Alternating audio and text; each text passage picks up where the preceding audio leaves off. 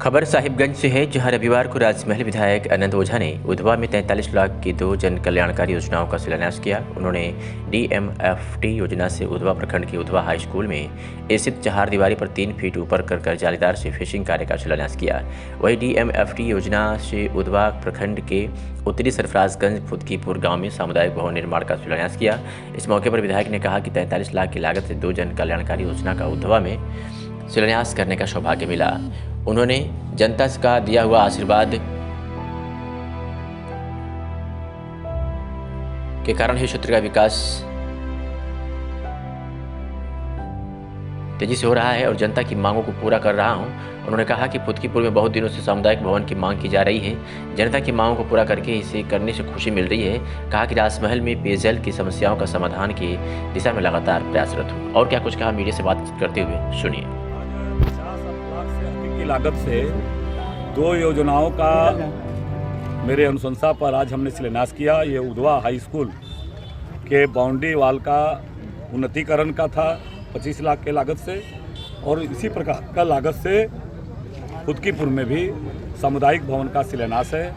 कल पुनः एक सिंचाई योजना 50 लाख की लागत से उधवा प्रखंड के ही सीमा पर जो दुमजल्ला नदी का लगा है, दुमजल्ला नदी पर एक चेक डैम का शिलान्यास है। विधायक निधि से भी कई योजनाओं का शिलान्यास करना है। उसी प्रकार से एक लगभग 80 लाख के लागत से एक डिहारी गांव आप लोगों ने सुना है, सदर प्रखंड साहेबगंज का, उस डिहारी गांव में आर्सेनिक पानी पीने से 100 से ज़्यादा लोग कैंसर से पीड़ित हो गए। और पूर्व में हमने ही एक योजना दिया था, लेकिन वो योजना छोटी पड़ गई। इसलिए पूरे गाँव के लोगों को आच्छादित करने के लिए 80 लाख के लागत से हर घर में पेयजल सुविधा उपलब्ध हो, शुद्ध पानी उपलब्ध हो, इसके लिए कल उसका शुभारंभ करने वाले हैं।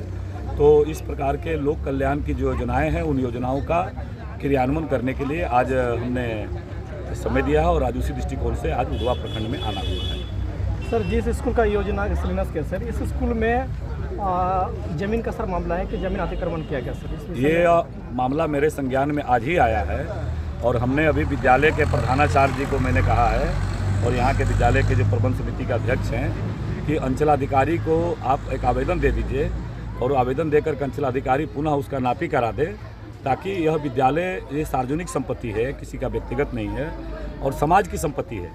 इसलिए विद्यालय के भूमि का अतिक्रमण नहीं होना चाहिए।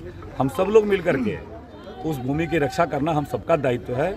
फिर जैसे ही विद्यालय अंचलाधिकारी इसके नापी का करा करके जो भी उत्सर्जित जमीन देते हैं, तो उसके बारे में उसकी कार्य योजना, उसके सौंदर्यीकरण के बारे में एक अलग से हम लोग कार्य योजना बनाएंगे। सर, स्कूल में कुछ फंड में पैसा है, लेकिन वो अगर आपका सहयोग हो तो वो लोग बहुत सारा कम कर सकते हैं। अभी मुझे आया है 250 बेंच का डिमांड आया है। तो अब विद्यालय प्रयास करेंगे कि अन्य जगहों से मेरा आदत है कि शिक्षा क्षेत्र में बहुत लंबे समय तक रहे हैं, तो प्रयास करते हैं कि विद्यालय हो, कॉलेज हो, जैसे आपने देखा होगा कि उधवा में डिग्री कॉलेज बने, इसको लेकर के राजमहल में भी डिग्री कॉलेज नहीं था। इससे बड़ा दुर्भाग्य क्या कर सकते हैं। जो मैंने वादा किया था जनता से, वह वादा मैंने पूरा किया। आज आप देख रहे होंगे कि मॉडल डिग्री कॉलेज राजमहल अनुमंडल को एक सरकारी कॉलेज मिल गया और न केवल बिल्डिंग बना वहाँ बल्कि एक पढ़ाई भी चालू हो गई। उसी प्रकार से वहाँ पर 10 करोड़ के लागत से एक बड़ा परीक्षा भवन बन रहा है, ताकि इस दूर दराज के इलाके के बच्चे भी अच्छी परीक्षा भवन में आकर के परीक्षा देंगे। उधवा में भी एक डिग्री कॉलेज का लड़ाई हम लड़ रहे हैं, पिछले सरकार से शुरू किए हैं, क्योंकि पहले एक राजमहल मुख्यालय में करना था, वहाँ पढ़ाई भी चालू हो गया। अभी हमारा अगला टारगेट है उधवा में एक डिग्री कॉलेज चालू करना। फिर उसी प्रकार से आप सबको मालूम है कि उधवा का ग्रामीण क्षेत्र में बीड़ी उद्योग बड़े पैमाने पर लोग करता है। लगातार इस मामले को हम उठा रहे हैं, हर चैनल को उठा रहे हैं। अभी दिशा का भी बैठक हुआ, उसके पहले भी दिशा का बैठक था, फिर जिला योजना का बैठक था। तो उसको बीड़ी से हमारी जो ग्रामीण महिलाएं हैं, उनका जीवन भी संकट में आता है और उतनी आय भी नहीं आती है। इसलिए हमने उसके लिए एक जूट उद्योग का लगातार प्रस्ताव किया है। सरकार भी कुछ कदम बढ़ाई है और हमें विश्वास है कि आने वाले समय में हमारे दियारा क्षेत्र में जिस प्रकार से जूट का लोग कारोबार करते हैं, अगर हमारी ग्रामीण महिलाओं को बीड़ी के जगह पर उनके हाथ में जूट से बना हुआ झोला, बैग, मैट, ये सब चीज़ें हमने कहा है कि प्रशिक्षण दो और उसका खरीदारी करने के लिए JSLPS को हमने कहा है कि खरीदारी करो, ताकि नियमित रूप से उसको कीमत मिलना शुरू कर देगा तो कोई महिला अपना जीवन संकट में नहीं डालेगी। तो जूट उद्योग के बारे में हमारी प्राथमिकता है।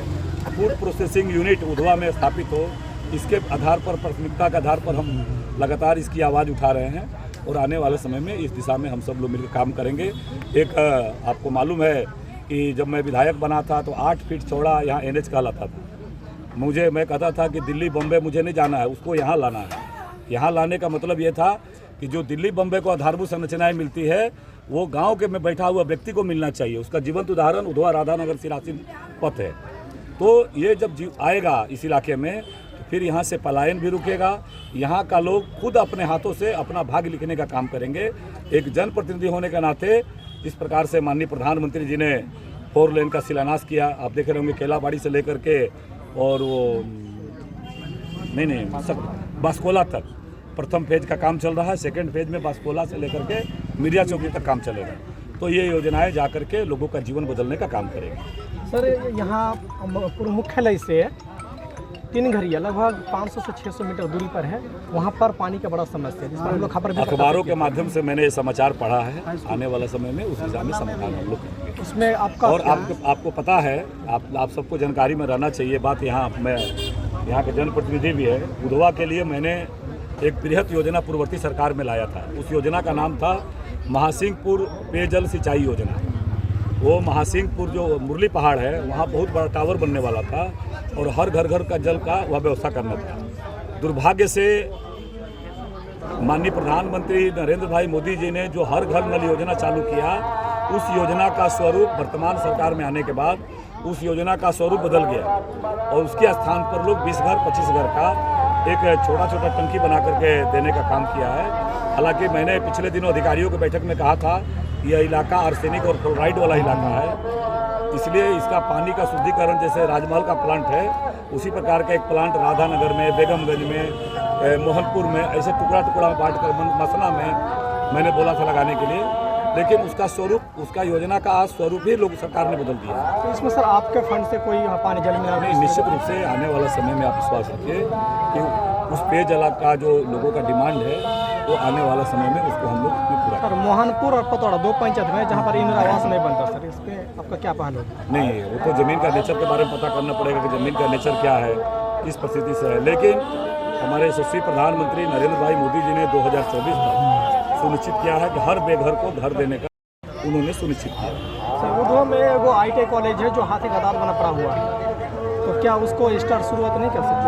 उसको आपको विधानसभा में मेरा प्रश्न भी देखे होंगे आप जी, विधानसभा में मेरा प्रश्न भी देखे होंगे। मैंने पूर्ववर्ती पिछले वर्ष ही उस विषय को उठाया था और हमने कहा था कि अगर आप सरकार नहीं चला सकती है तो किसी निजी एजेंसी को दे करके और इसको तकनीकी शिक्षा संस्थान से जुड़ते हुए उसको चालू किया गया। सर जब कोई भी डिग्री कॉलेज हो किसी का आवाज़ उठाते हैं तो पहले बिल्डिंग बनाते हैं फिर उसको संचालित करते हैं। ये बिल्डिंग तो बना हुआ है, बिल्डिंग इसी में मत से नहीं बना है।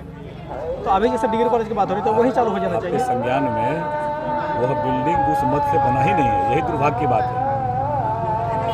अब जब कागज पर जब हम विधायक बनने के बाद तलाशना चालू किए उसका फाइल, सरकार के रिकॉर्ड में है ही नहीं कि वो बिल्डिंग ITI के नाम से बना है।